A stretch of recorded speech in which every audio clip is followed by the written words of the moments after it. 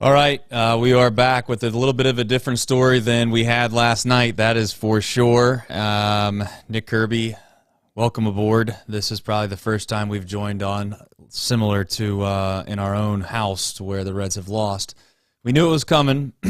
I know that many are probably going to be disappointed. There's some talking points for sure that we can get into. But I will let you start off this show like we do every show, and that is to do a quick little box score recap and a rundown. I don't know how long it's going to be, but maybe you can just breeze through the bullpen innings, but take it away. All right, well, Luis Cessa got through 5 1/3 innings. He did allow just 1 run. Did allow a whopping 9 hard hit balls according to StatCast, but he was bailed out several times by the defense. TJ Friedl and Jason Vossler, they just continue on. Both guys homered. Reds did get a 3-1 lead in this one, but the Reds bullpen run of success early in the year came crashing down in a hurry in the 7th. Reds bullpen had allowed only 3 runs through the first 4 games of the season, but the trio of Buck Farmer, Reaver San Martin, and Joel Kuhnel allowed 6 runs in the 7th inning. Jonathan India didn't help matters. He booted a ball that probably should have been converted into a double play, which just really compounded things. Stuart Fairchild did hit a pinch hit 2-run home run late in the game, but wasn't enough. 12-5 was your final. Yeah, we'll run through the list that is the JVAR, the famous JVAR, as I guess you coined it yesterday, so I'll continue to call it that. Friedl and Vossler. Vossler, I mean, he continues to be as hot as one can be. I don't suspect that he will probably come out of the lineup under any circumstance, in my opinion, at this point. And until proven otherwise, I'd like to see that guy go at least 2 or 3 games without getting hit before we consider taking him out. Friedl, he's a fun player. You mentioned it yesterday. I'll let you kind of talk more along the lines of getting into him, but not many guys, as you said, I think on Twitter, I thought I seen not many guys try to lay down a first inning bunt and then they can turn around and hit a ball into the stands the next time up. But that's TJ Friedl. It looked like I don't know if there was any report. I was at my son's practice / watching the game on my phone, so I didn't really get to listen to the broadcast as much. I seen him bang against the wall. Everything was fine. I mean, was there any reason for concern there? He looked fine in the dugout. They did a camera shot of him when Fairchild pinch hit for him. I'm assuming, he just kind of got banged up. The Reds were down a bunch. They wanted Stuart Fairchild to get in at bat. He looked fine. Again, I guess you never know. But as far as I know, I don't think there was anything more with that. But yeah, TJ Friedl, man, this dude is just a player. Again, I don't know how high his ceiling is, but I know I enjoy watching this guy play baseball. He gives it 110%, all those cliche things. He really does. And he's really showing some power. He made a swing change last year down at AAA after he got sent back down. Hit really, really well in the second half, and he's carried that right into this season. So Keep running him out there. Let's see what he's got. He's a left-handed batter that also hits left-handed pitching at least a decent level. So that's another nice thing. As far as Vossler, one point on him, I actually think Trace is probably between Vossler and Benson on who's going to get playing time when Votto returns. I think Vossler will probably get moved to the outfield. I saw a report today that he was taking balls in the outfield. He did play some outfield last year. You could probably play him at DH a lot. I don't think the Reds are going to DH Votto a ton. I can't see them. I don't think Joey likes DHing all the time. He's made some comments on that. Well, so that's where I stop you a little bit. I mean, with all due respect, at some point, Joey Votto is a player on this team. I mean, just because he doesn't want to do something, in my mind, means little to nothing. I mean, I get that he has some tenure. I get the idea of him wanting to cater to him a little bit, but at the end of the day, you do what's best for the team. And I will tell you right now, Nick Kirby, as God is my witness, if Will Benson is getting at bats over Vossler anytime in the near future, there will be riots outside of Great American Ballpark, as there probably should be. Yeah, no, I agree. Benson has done himself no favors. Played some great defense. I'll give him that. But, yeah, I mean, I think unless there's something dramatic that happens over the next 10 days or however long it takes Votto to get back up, my guess is Benson goes down and then Vossler slides into those at-bats, but kind of in a different role. You just shift some guys around. Like I said yesterday, there'll be plenty of playing time for everyone to go. There's not an overabundance of great hitters that the Reds have. David Bell will just have to earn his paycheck and find ways to get these guys in the lineup. But, yeah, I think Benson right now is just the odd man out, and that's unfortunate. But I don't think we have to give up on the guy. Hey, maybe he just needs to go back down to AAA, settle down, work on some things. You can see the talent. We saw some of it in spring training at the plate. We definitely see it on full display in the field so far. We had just an incredible catch, diving into the stands in left field tonight. But yeah, I mean, this is going to kind of be one of these things where we're going to see which guy sticks. It may not be pretty. And look, TJ Friedel's a perfect example of this last year. He looked really, really bad when he got his chance in April into May. Showed like no power whatsoever. Went down to AAA, worked on some things, came back up, had a really good second half, and here he is today as a guy that I'm thinking might actually have a future as a legit starting outfielder for the Reds. Yeah, and I want to remind everybody, you don't get more than one win for winning as much as the Cubs do, and you don't get more than one loss by losing as bad as the Reds did. So as bad as it felt like, it's at some point in the game, you just chalk it up. It is what it is. It was a bad night, a bad seventh inning, and then it just turned into a bad eighth inning, and then by the time I was setting the show up, I don't even know if they gave up a run in the ninth inning at this point. But nonetheless, it is what it is. I said on the show before, and I'm going to remind everybody. The old saying goes, you're going to win 50 games, you're going to lose 50 games. It's what you do with the other 62 that matter. And tonight felt like one of those games where, again, I know that it was in the balance there for a while, but the Cubs did what a good team should do, and they capitalized on a bullpen that was probably due for a bad outing. If we were being completely frank with ourselves and honest, this bullpen was not. I'm not saying they should have exploded like they did tonight, but we come to suspect that if they're going to go 17 innings and only give up 3 runs, and 2 of those were from one guy and Cruz on opening day, we knew this was coming. Just a matter of when. And I would also just say I think that there's some reason for judgment on David Bell. I know that Sessa might not have been ready to throw more than 83 pitches. But it's like, where do you draw the line in the sand? Those weren't high. I mean, I don't say they weren't super high stress pitches, but they weren't as stressful as what I would say Hunter Green's pitches were on opening day. But again, this is 162 games. I'm not trying to kill David Bell right off the rip. I don't know what Sessa's situation was coming into this game, how he felt, considering he wasn't pinned in to be the 5th starter, quite frankly, until the end of spring training, and then you still had question marks of whether or not he was going to even be the 5th starter. So it's a tough spot to criticize David Bell, but I also think I think that this isn't the first time people have complained about Bell pulling somebody early. So I can honestly, and I'm not trying to play like down the middle here, I can see both sides, Nick. Yeah, I think it was pretty clear that Sessa wasn't going to go super deep into this game. In the World Baseball Classic, he was used as a reliever only through 2 innings the whole time that he was with the Team Mexico, which was a couple weeks. So the fact that he got through 5.1, I think probably if David Bell would have been honest going into the game, probably wasn't even expecting that. Yeah, he did get hit hard. He did get hard. Yeah, Chris brings up some good points. He said that he was melting down in the previous inning. I will say, though, Chris, if you just feel about as routine of a ground ball as you'll ever get in Major League Baseball and you throw it to first base, he gets out of that inning 1, 2, 3, if I remember correctly.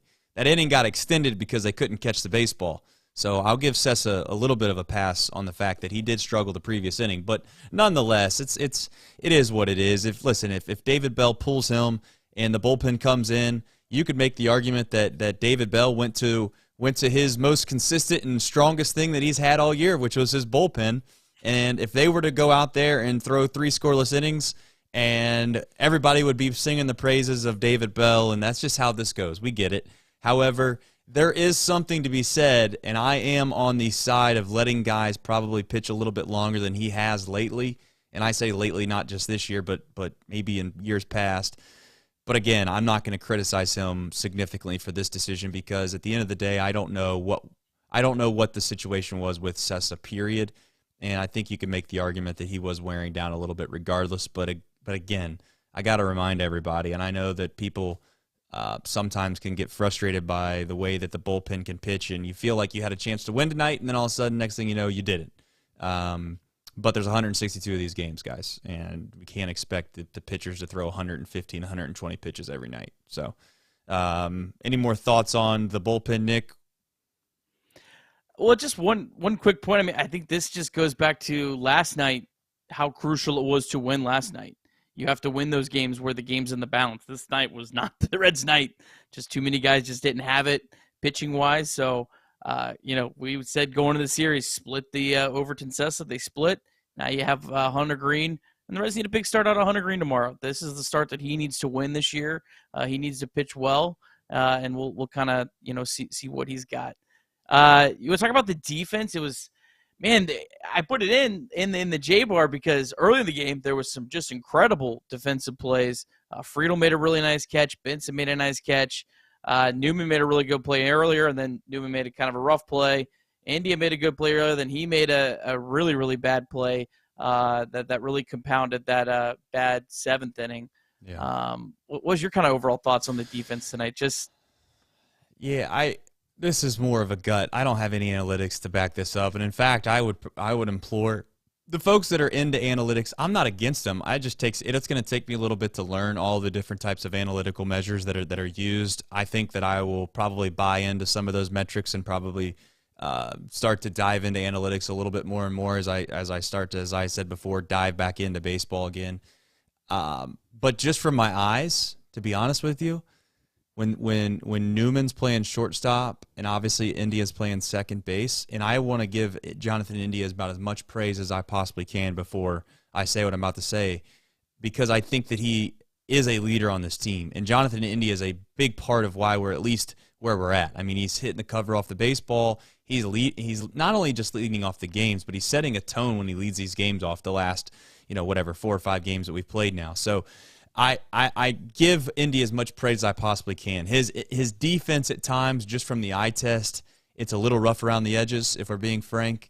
There's nothing a part of it that looks too smooth. I think that he has made a couple nice plays. But when you have Newman and India playing up the middle, I'm being honest, it feels disgusting.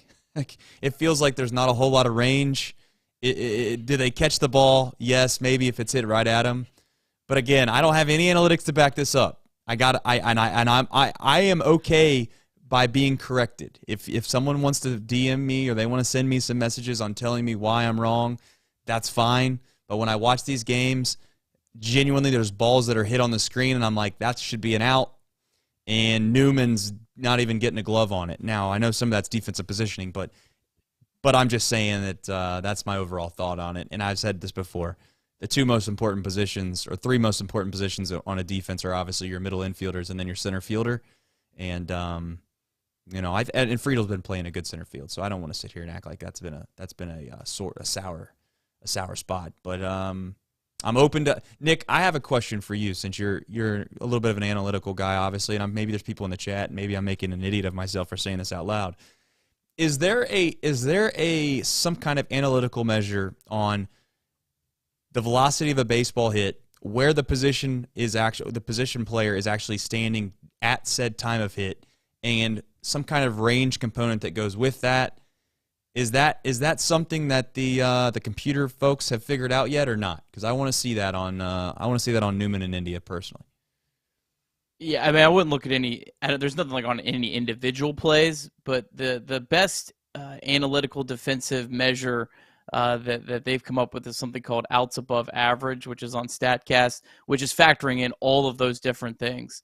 Again, they use a lot of caution in that. The smart guys like Mike Petriella, hopefully I said his name right, really, really smart guy. Follow him on Twitter. He gives you all kinds of good insight into those kind of things. But I think most of those guys say you actually want a couple of years of data to really make any like harsh conclusions. Yeah, I mean, outs above average. I'm with you. I think what you said. I think Newman's fine defensively. I think if you had a good defensive second base, like I think if it was Newman and Matt McLean, I think you'd probably, hey, that's a pretty good defense, right? But if it's Newman in India, yeah, that's a pretty rough defense. I think Barrero definitely you're high on Newman has a lot defensively. Higher. I don't know. Maybe I'm just being too pessimistic. I've not. This wouldn't be the first time I've been called a Newman hater, and I'm not that. I don't find myself to be that. But again, when I watch Jose Barrero make a play, put it this way: the ball that Jose Barrero made the play on opening day, I don't even think Newman's within 1.5 to 2 feet to that ball. I'm being honest. Yeah, I mean, Newman's like his defensive metrics are literally as average as you can get like over the last couple of years. Right. So he's an average defensive player. And I guess my main question of that, I don't want to dive into a freaking rabbit hole here on whether or not Kevin Newman's a good defender, but my main point is like there's some guys that can get to balls that other guys could never dream of getting, and just because they get to said ball and they make a poor throw that pulls a guy off the bag, then all of a sudden people just assume that guy's not a good defender. What I'm saying is I think that there's many balls that Newman just doesn't get to, period. I want to know what Newman's range is. That's where I'm getting at. But that's neither here nor there. Tonight wasn't about defense. Tonight was mostly probably, in my opinion, about the fact that the bullpen came in. They struggled. Give the Cubs credit. They hit the ball really, really hard. And in that first inning, if we're being completely honest with ourselves, both teams probably walked into the dugout feeling incredibly thankful that they only gave up one run, because there was balls getting hit hard all over the place. I don't know if there's anything else to add from today's game. I do want to have you jump into some Reds MLB stuff, some minor league baseball stuff really quickly. What do you have on that, Nick? Well, real quick, one thing before we jump into that, I saw a question in the chat that I think was pretty good. Someone asked, who's going to get called up for Joel Kuhnel tomorrow? And honestly, that's probably a pretty good thought. I could definitely see the Reds making a move. Felt like he kind of got left out there to mop it up.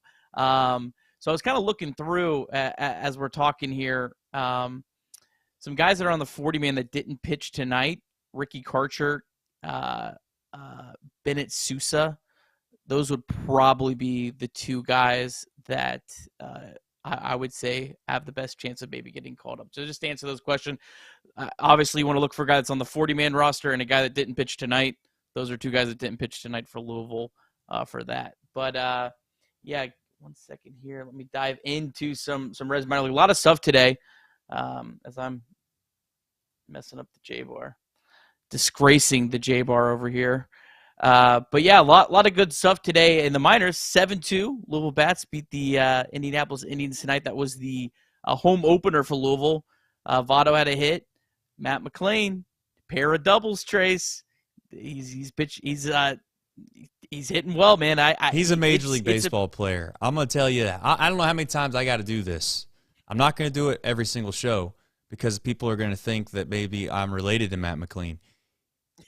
I've seen him play twice. I watched him hit maybe in 2 different games. He's a Major League Baseball player. Let's leave him in AAA because you know what I like doing? I like manipulating service time.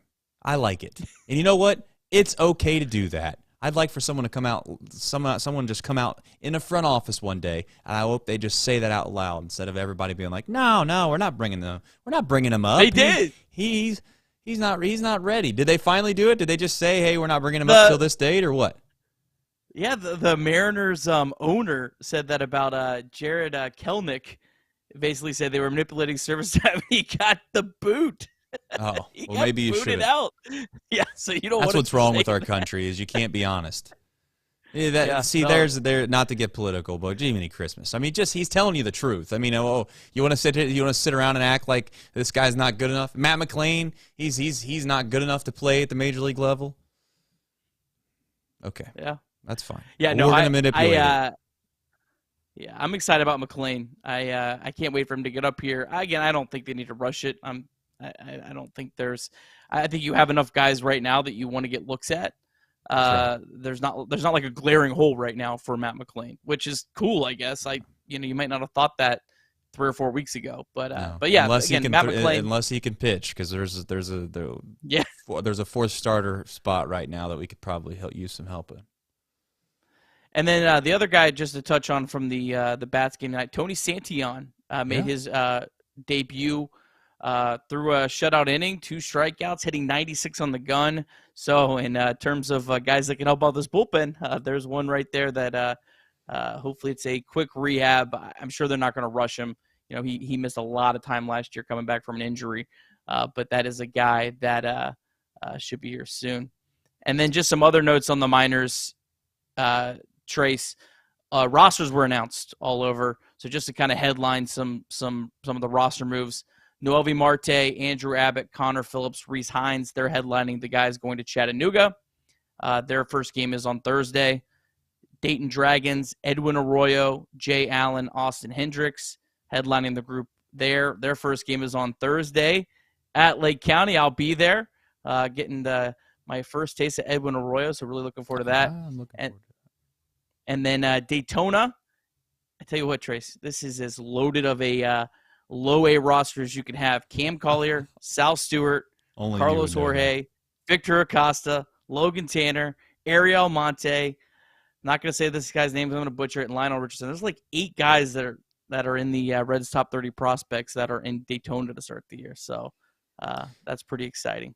All right, we got one more question from the chat that I am going to attempt to answer, and then I'm going to let you give us tomorrow's starters, and we're going to jump out of here. We'll be back tomorrow again. Thanks for everybody jumping in here. We're going to have fun all year long. Hopefully the Reds can win some more games, keep the spirits high. But even if they do not, that's fine. Let's enjoy ourselves, figure out a way to talk some Reds baseball, and look forward to the future regardless. One question is what do you do with Vossler when Votto gets back?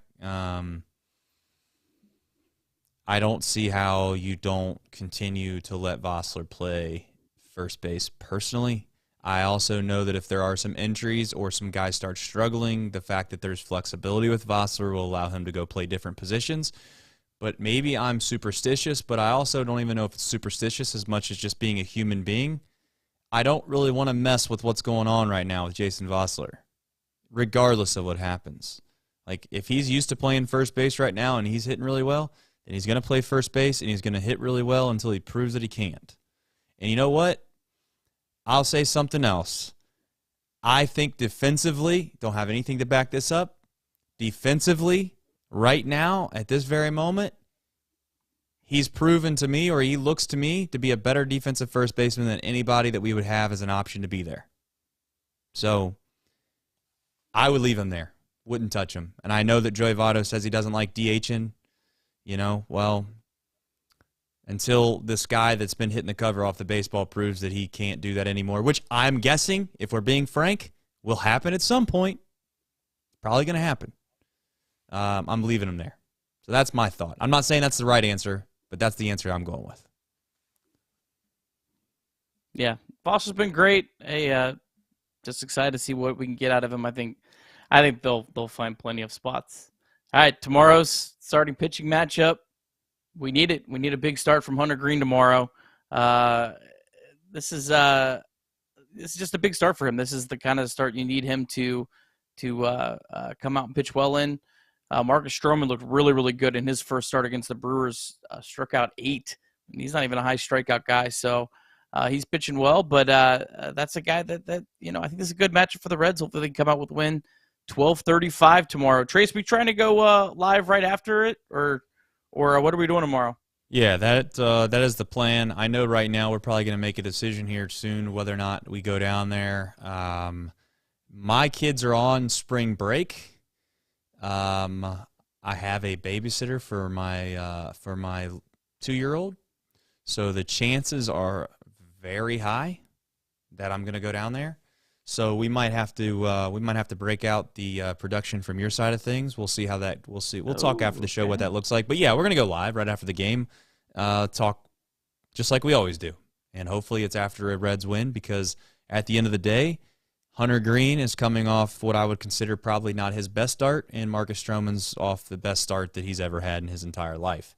So, you know what they always say: everything always averages out. So that's what I'm hoping for tomorrow. In fact, I'm probably going to buy Reed Mouse a ticket because the Cubs are 0-9 the last time he's been to 9 straight games. So why not make it 0-10? That's the way I see it, Nick. What do you think? You got to get Reed down there. We need that Reed magic. Yep. Shout out, though, in all seriousness, shout out to Reed and Paul on the games today at Miami. Did a really great job. Got to watch and listen to a little bit of that. So those guys did awesome. Really cool to see Chatterbox get to cover such a cool event today. Yep. And, it was a Joe Nuxall Classic, obviously, round and third, heading for home. The legendary Joe Nuxall, also a native of Hamilton, Ohio. So, native of Hamilton, Ohio is good in my book. Any parting thoughts as we head into tomorrow? Any wisdom you'd like to spew onto the people? It's the Hunter Green Show, baby. Let's go. All right. Well, as always, you know the story. You know how we do this. I would like for you to do me a favor. If you haven't already, you can check out Off the Bench. It's a Monday through Friday show from 10 a.m. till noon. But I don't want to say more importantly, but also, please do me a favor. Go onto your favorite podcast platform. Spotify, Google, Apple. More than likely is going to be Apple for many. But nonetheless, please give us a rating and give us a nice, kind review. Right? I know one thing that we've done since we started this is we haven't made it all the way yet, but we've started to make it. And you know why I know that? Because we got a 1-star review. I knew it was coming. And you know what? That 1-star review came from a hater. And the only way that you know you make it in life is when you actually have haters. So do me a favor. If you haven't yet, go give us a 5-star review so we can keep that, that rating high. Because the haters are never going to bring us down, regardless of how bad or good we play. See ya.